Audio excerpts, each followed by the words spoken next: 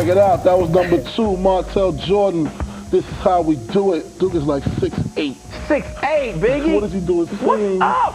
Singing, dancing, cabbage, patching.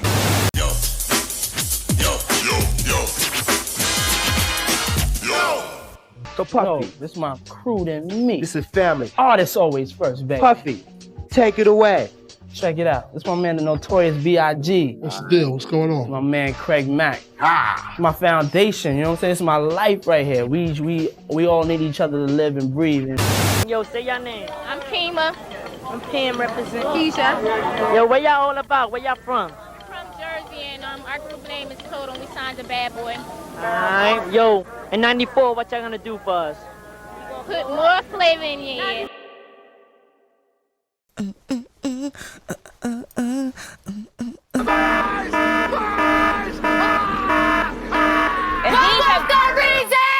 Okay, that was terrible. My name is Laurier, and welcome to my channel, Old Dirty History, where I like to talk about whatever historical topic, person, place, or event that I want to talk about. And today, I want to talk about Bad Boy Records.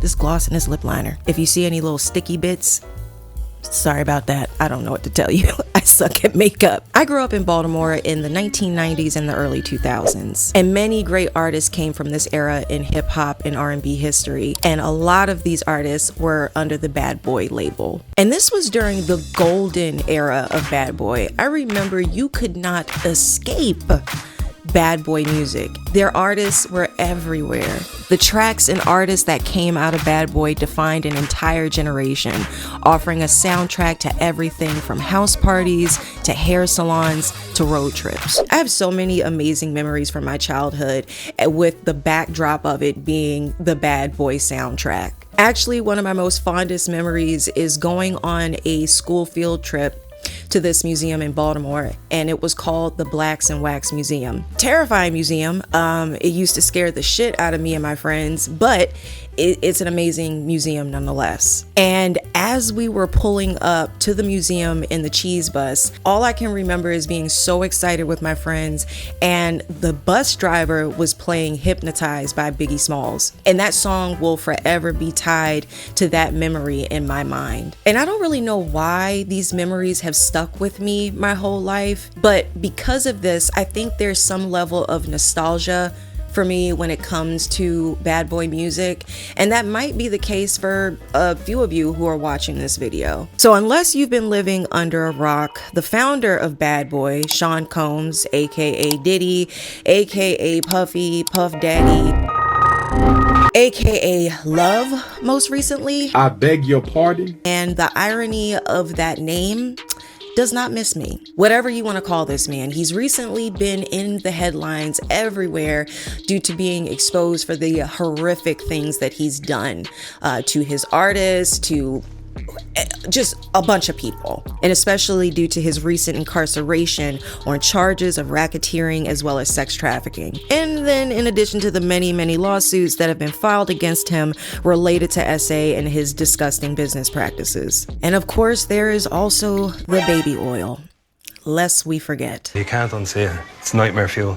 So given the recent allegations and charges pertaining to Sean Combs, out of curiosity, I decided to take a trip back down memory lane and just listen to some Bad Boy artists from this period that is very nostalgic to me. So I got to thinking, I want to make a video about the Bad Boy record label, specifically the amazing and talented artists behind the label. So I just want to make it very clear, this video is not about Sean Combs, okay? This is about the creative force that really made this label what it was. Despite the label's very controversial figurehead, it produced some truly incredible music. But before I dive into this video, I do want to take this time to acknowledge that the alleged and not alleged behaviors and actions of Sean Combs is truly appalling. I mean, obviously, it's very disturbing. And I just want to make it very clear that I stand with all victims of SA and DV. So I don't care how major of a role Sean Combs played in the music industry. He's a sickening person. His actions are sickening. I firmly stand by that. However, I cannot disregard Sean Combs as a whole. You know what I mean? Like, he created Bad Boy Records, and he is intertwined with the label's history as well as its artists. There's no way around that, and I'm not going to sugarcoat anything. So he will be brought up quite a bit in this video, especially pertaining to the unsavory business practices that he's done. But if you are looking for something that's more specific to his lawsuits, his charges, things like that, you won't find that in this video. Anyway, there's nothing that I hate more than a video that takes forever to get to the topic at hand. So without further ado, this is the history of Bad Boy. Sean Combs, aka Diddy, was born on November 4th in 1969 in Harlem, New York. Combs got his start in the entertainment industry at the young age of 16 as a dancer. And after appearing in a few music videos, he decided he wanted to work in the music industry. In an interview, Combs stated at the time he looked up to rappers like LL Cool J and Heavy D, but he wanted to be more than an artist. He wanted to become the guy running the show. Savage! I'm a savage! Oh! I'm a savage! Whatever I want, I'm going to get! And so he started looking up to music execs like Russell Simmons, no surprise there, as well as Quincy Jones. Diddy would go on to study business administration at the prestigious HBCU Howard University. And during this time, Combs participated in a variety of side hustles as well, including organizing and producing weekly dance parties and running an airport shuttle service. When I saw that he was running an airport shuttle service as well as doing this whole party organization thing, I was like, I could think of two more different hustles to take on simultaneously. But then I got to thinking, actually, it's actually pretty smart. You know, you pick up somebody coming in town for the weekend. Maybe they're not familiar with the scene. They don't really know what to do just yet. You're like, hey, we got a party down the block. You know, you want to check it out? Come swing by. It's actually pretty smart. Hate him, but that's actually a pretty smart hustle. I give him that much. But this isn't what Diddy wanted to do for the rest of his life. He really wanted to work in the music industry. So he started asking around, you know, trying to break into the industry through internships or, you know, volunteering to help in any way that he could. He first tried Def Jam, Russell Simmons' label, but he had no luck. But he would get his lucky break when he befriended hip-hop artist Heavy D. Heavy D was able to put in a good word for him with record exec Andre Harrell, the founder of Uptown Records. Combs was able to get his foot in the door when he was offered an internship at Uptown in their A&R department. If you're like me and you didn't know what A&R stands for, it stands for Artists and Repertoire. Very fancy. So this department is responsible for pretty much managing the artists, I would say. They're responsible for finding the new talent, managing the artist's brand, finding the producers, their whole appearance, everything. It sounds like to me that this is the person that literally holds an artist's career in their hands. Combs would start at Uptown working under the director of A&R, and when the director left, Combs took his place. By the way, at this point in the timeline, Diddy is 18 years old, and so he became the youngest exec at Uptown. That is just crazy. What the hell was I even doing at 18? I was an undergrad in college and I was partying, doing everything but that. And this is not me giving him credit. No, this is just me pontificating on my own failures. Eventually, Combs dropped out of Howard to grow his career at Uptown. And as time went on, he continued to climb the corporate ladder, becoming VP of the company. And this was all while learning the ropes of the industry under the mentorship of Andre Harrell. That is crazy that this dude became VP within a manner of just a few years, I think. So he's in his early 20s at this point. So I guess this would be a good time to kind of talk about Uptown a little bit, because really Uptown is kind of like the kickoff point of Bad Boy. You know, without Uptown, there probably would have never been a Bad Boy record. So let's dive into Uptown a little bit. Uptown was under the parent label Republic Records, formerly known as MCA Records. And Uptown's founder, Andre Harrell, was a very influential music exec who had a major impact on the sound of R&B and hip hop during the 1980s. Some of the artists that came out of Uptown was Al B. Sure, Heavy D, Jodeci, Mary J. Blige, and Soul For Real. A lot of very talented artists who made a big impact in the hip hop and R&B space. While I was editing this video, I had to come in and do a quick little voiceover recording because y'all, I went down this rabbit hole like I tend to do when I'm editing, and I start looking at more videos of stuff, and I was just looking at videos or music videos of Jodeci, and oh my God, I did not realize this whole time how fine Jodeci was. Like all of them, every member of the group. Because you got to understand, when they came out, I was really young. And so I listened to them. I heard them on the radio all the time. I liked their music, but I never really watched them. I never really saw their music videos, or I might have, and I just didn't pay attention, or I was too young to really care about that type of thing. But oh my God, these men are so fine. That's it. That's all I had to say. Anyway, back to the video. It's been reported that while Diddy was at Uptown, he was actually really good at his job. I mean, I would hope so, considering he became VP. He's said to have had a really good eye for talent. He played a big role in helping produce Mary J. Blige's debut album, What's the 411. He also played a role in the careers of Jodeci and Heavy D and the Boys. But it's also been said that a lot of people at Uptown did not care for Diddy. He was an asshole. It's been said that he developed a reputation for being very difficult to work with, and that he often acted like he was the artist himself and not one of the music execs. And if you're not familiar with Bad Boy, this will not come as a surprise as we dive further into this video, specifically focusing on the Bad Boy label and how he works with his artists going forward. During his time at Uptown, Diddy discovered two young artists that he wanted to sign to the label, but they had a very different sound from what Uptown usually produced. Those artists were none other than Craig Mack and Notorious B.I.G. But like I said, Craig Mack and Biggie had a very different sound from what Uptown was typically looking for. But Diddy wanted to bring on hip-hop artists that brought street credibility and storytelling to their music. Artists that at times embodied the hustler to riches persona, but their music would still be radio friendly. While Uptown did feature artists that brought that raw, unfiltered emotion, artists like Mary J. Blige, for example, Diddy was looking for something a little different.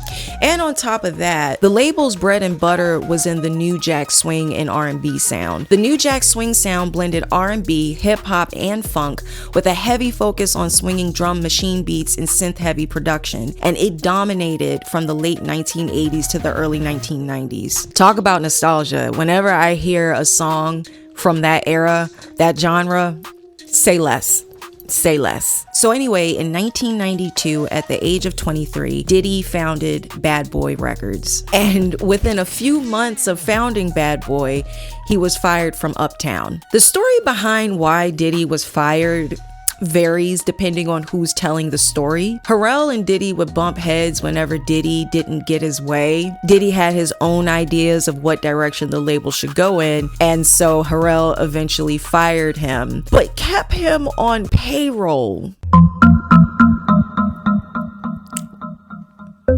And Pharrell was interviewed stating that he didn't fire Combs to hurt him, but to help him. Pharrell felt it was time for Diddy to grow and for him to gain a better understanding of how the music industry worked. But there are some people from that time at Uptown that have called bullshit on this whole rationale behind why Diddy was fired. It's been said that a lot of Uptown staff could not stand Diddy. He was very difficult to work with, and he had a bad habit of cussing out big music execs, people you don't want to cuss out. But per Pharrell, he says it was so Diddy could spread his wings and figure things out and go into a different direction than Uptown. Well, Diddy has stated that Pharrell firing him was the best thing that could have ever happened to him. And honestly, he's right, because in 1993, Diddy was given a $1.5 million distribution deal by Arista Records, a subsidiary of Sony. And part of this deal included creative control over the artists as well. So Diddy took Craig Mack and Biggie with him over to Bad Boy Records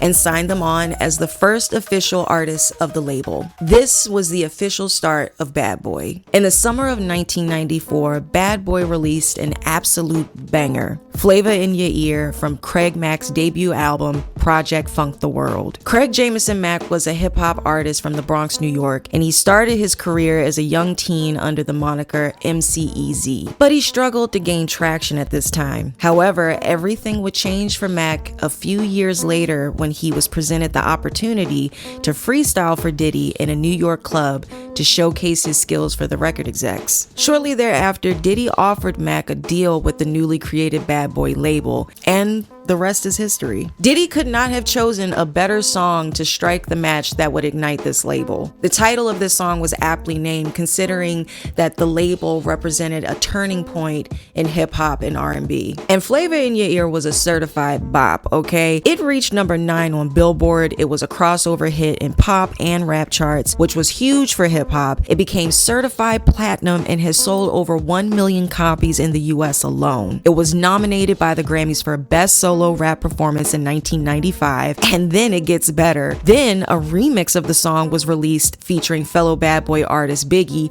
alongside LL Cool J, Busta Rhymes, and Rampage.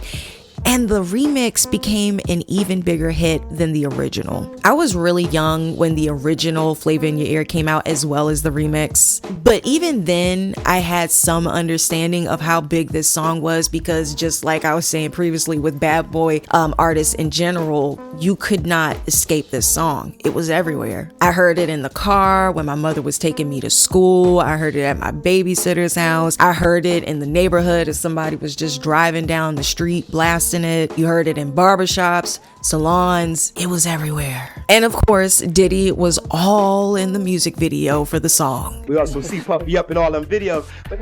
This is so unrelated, but I had to point this out. Craig Mack's afro is always on point. It is so crisp. It is perfect. Every time you see him, top tier afro, okay? Doesn't matter if it's an interview, a music video, whatever. It's just perfect.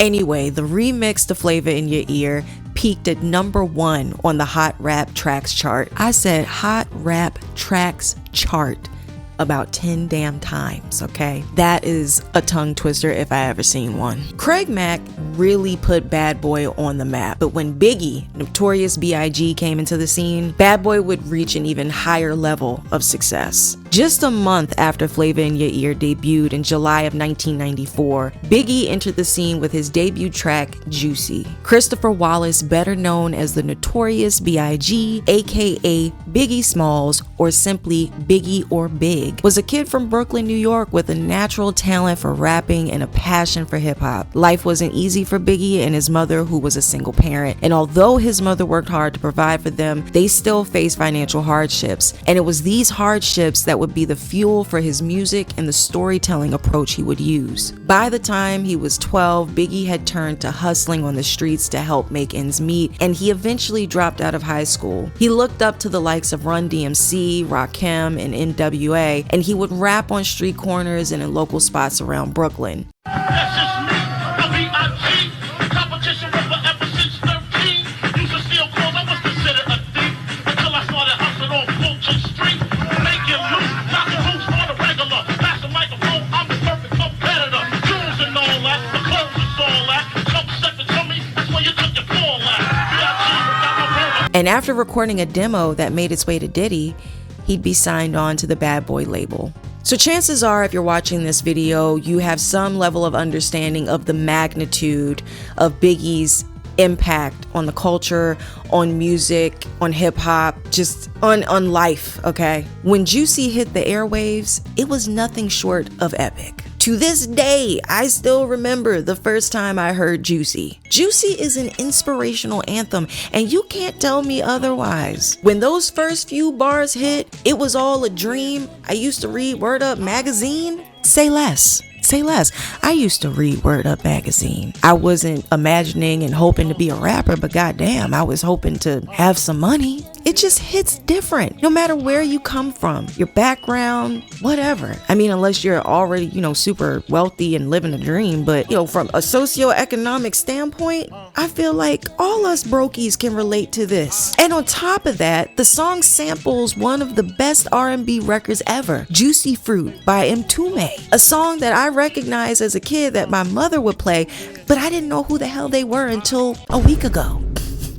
Juicy peaked at #1 on the Hot Rap Single Chart and #27 on Billboard, and it went platinum 6 times in the US and twice in the UK. It even went gold in Italy and Denmark. Everything was going according to plan with Craig Mack and Biggie's success. The marketing strategy Bad Boy had behind the label's 2 premier artists was kind of like a package deal. Their debut singles were released in quick succession. Following the release of Flavor in Your Ear was Juicy, and then a month later, Biggie's first album, Ready to Die, drops. And then just a week later, Craig Mack's debut album, Project Funk the World, drops. But unfortunately for both Mack and Biggie, their careers were met with an abrupt end for 2 completely different reasons. We already know about the tragedy that ended Biggie's life, but when it comes to Craig Mack's career, he just seemed to fade into obscurity, and I was wondering why. He dropped a second album titled Operation Get Down in 1997,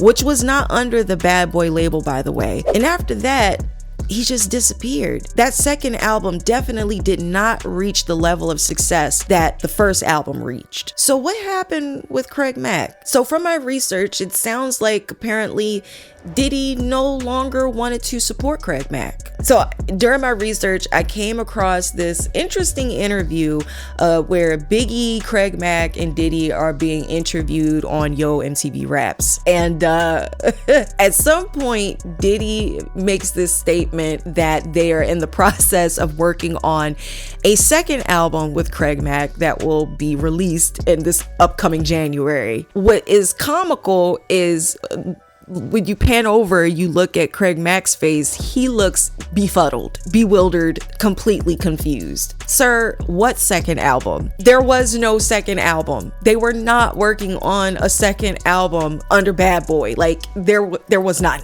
And I want to congratulate Craig Mack on his Grammy nomination. No question. Yes, baby, yeah. Cool, that's cool. And I'm sure you got much things in store for my man. Yeah, definitely. Here. We got a new album we're working on him to drop in January. Besides that, we about to just drop our R&B stuff. After that, we about to just drop our R&B stuff. The Puff Daddy album. After Mack's debut album and all the money and all the success that Diddy as well as the label had garnered from all of his hard work, they tabled him. And there's plenty of speculation as to why Diddy treated Mack this way. Diddy's then bodyguard, Gene Deal, did an interview with the Art of Dialogue where he states that this happened because Biggie didn't like Mack. And I will say this, Gene Deal has been recognized as someone from that period that was part of that inner circle who is identified as being very credible. So take that as you will. Deal has stated that Diddy treated Mack very poorly, and it had gotten to a point where he wasn't even allowing Mack the opportunity to write for other artists. So he was just sitting there doing nothing. It's interesting because during my research, I actually came across an interview that Biggie did where they were asking him about Mack, and his response was a little funny. It definitely gave off the vibe that Biggie didn't really vibe with Mack at all. So it's believed that Diddy sided with Biggie in this whole situation. So is there a title for the album yet? Life After Death. Life After Death. And is Craig on the album? Matt? Yeah. Nah, fuck with that though. You can't curse? Yeah, you can curse. I don't fuck with that. You don't fuck with Craig. Alright. Things had gotten pretty bad for Mack financially, so much so that in 1996, he filed bankruptcy to leave his contract with Bad Boy, and he became the first artist to actually leave the label. And he was actually planning on moving to Bad Boy's rival label, Death Row Records, specifically a subsidiary of the label called Death Row East. I didn't even know Death Row East was a thing or was supposed to become a thing. But But per Gene Deal, unfortunately, all of this fell through when Tupac passed away. But yeah, Diddy did Mac so dirty. 1994 was a big year for Bad Boy. The label would go on to sign many talented artists that would bring the label even more commercial success. During that same year, Bad Boy signed R&B singer and the future wife of Biggie Smalls, Faith Evans. Faith and Biggie would actually meet at a Bad Boy photo shoot, and Diddy first met Faith when she was a backup singer for Uptown artist Al B. Shore, and he would sign her on to Bad Boy in 1994, and she would become the first female artist under the label. If you never heard any of Faith's music, she has a very beautiful voice. She's very talented. She has a lot of successful songs, and I like quite a few of her songs. Faith's first song was You Used to Love Me, and as I was doing research for this video, of course I was going back listening to a lot of the songs, and as I was listening to it, I was like, you know what, I've never seen the music video for You Used to Love Me. Let me take a little look-see. So I decided to give it a watch. You know, I'm enjoying the vibe, like whatever.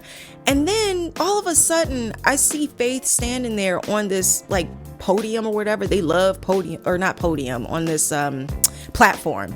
I see Faith standing on this platform. They love platforms in Bad Boy music videos. I don't know why, but I see her and she's surrounded by a bunch of what I'm thinking is women just dancing. And I'm like, okay, you know, whatever. My dumb ass is sit here watching the video and I'm thinking, why do the women around her look so tiny? Why does Faith look like a giant? They don't look like, you know, little people. It looks like someone in my dumb brain thinking it looked like someone had edited Faith to just look big in the center. But then I start adjusting my eyes and taking a closer look, and I realize that no, Faith is not a giant. She's not been edited to be bigger. These are little girls dancing around her, and they are like dressed in tube tops doing the butterfly. Stop! Stop!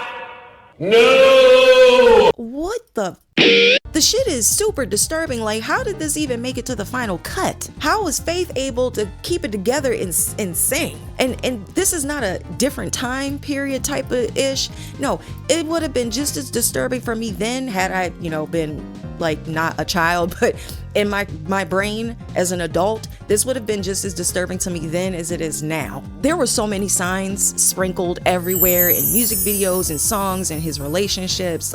It's crazy that somehow this man was able to go and fly under the radar for so long. And Faith is over here singing her little heart out, doing the two-step in these silk pajamas, surrounded by little girls that look to be about 6 years old. I'm not going to include any images or video clips of this video in my video. If you want to look that up, you're more than welcome to. I might include something where it's blurred for a second. No ma'am. No ma'am. It's crazy that this is on YouTube. And also, as an aside, completely unrelated point, who the hell was responsible for dressing Faith Evans? And maybe this is a controversial take, but I feel like in almost every single music video this woman is in, her fits are trash. And I am by no means a fashionista, okay? I am a jeans, hoodie, t-shirt type of chick on a day-to-day. So take that as you will. But I feel like whoever was responsible for wardrobe was doing her dirty. So anyway, Faith Evans, she is now the first lady of Bad Boy, and she meets Biggie. They get married within like 8 days of meeting each other on this photo shoot. Give or take, the days vary. Just know that it was ridiculously fast. The second artist signed to Bad Boy in 1994 was the R&B group Total. Total was a girl group that comprised of 3 singers, Kima Raynor, Keisha Spivey, and Pamela Long. Total was the girl group from the 90s. They came out with hit after hit. I still have their music on my Spotify playlist. Pure nostalgia. Originating from New Jersey, Total made their musical debut in 1994 on Biggie's debut single Juicy, followed by lending vocals on Biggie's One More Chance remix. Then in January of 1996,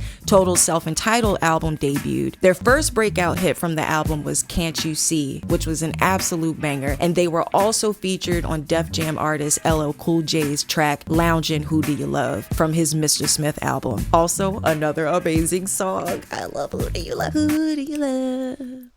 Are you for sure?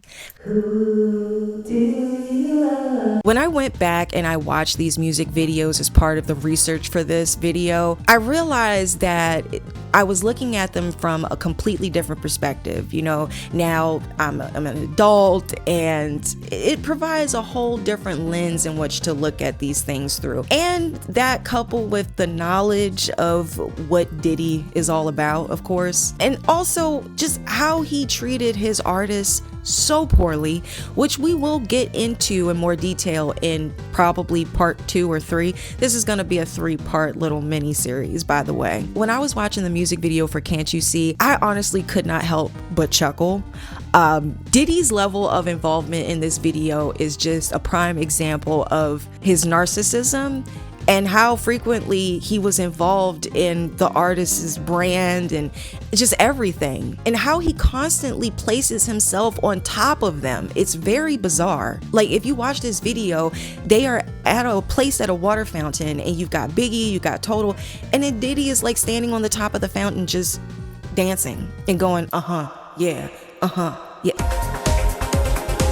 Regardless, Can't You See was an absolute hit, peaking at number 13 on Billboard's Hot 100 and number 2 on the R&B charts. Total would go on to have several hit songs, even though they would disband after the release of their second studio album, Kima, Keisha, and Pam, in 1998. Hits like Kissing You, Do You Think About Us, and Trippin' are certified bangers, and they would also work with the likes of Missy Elliott, Da Brat, Lil' Kim, Foxy Brown, Ja Rule, the list goes on and on. 1996 to 1997 was a major turning point for Bad Boy. A lot happened during this period. In 1996, Diddy was able to renegotiate a new contract for Bad Boy with Arista Records. From this contract, Diddy made $10 million and retained 50% ownership of Bad Boy. 96 was also a year of rivalry and devastation. At this time, Bad Boy had the hip-hop industry in a chokehold, but the West Coast was an entirely different story. Over 2,000 miles away on the other side of the country was LA-based record label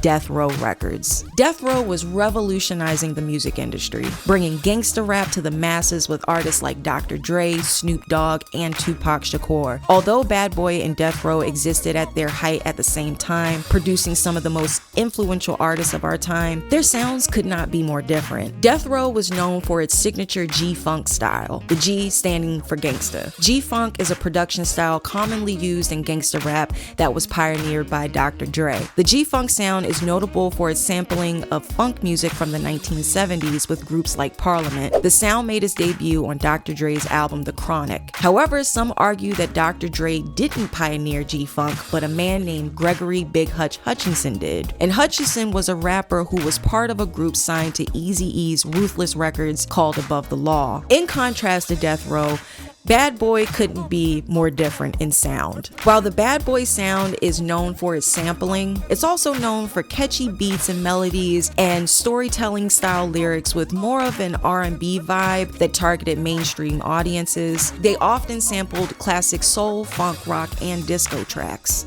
Many Bad Boy artists rapped and sung about rags to riches type of stories, heartbreak, things like that, getting money, you know, which is something we all want to do, right? But Death Row artists often rapped about gang culture with a hardcore, more aggressive style. So they had some overlap there, but at the same time, they couldn't be more different. Anyway, this was a very pivotal time in hip hop, and it was also a very tumultuous time. Bad Boy and Death Row would find themselves in a beef that would ultimately end in tragedy.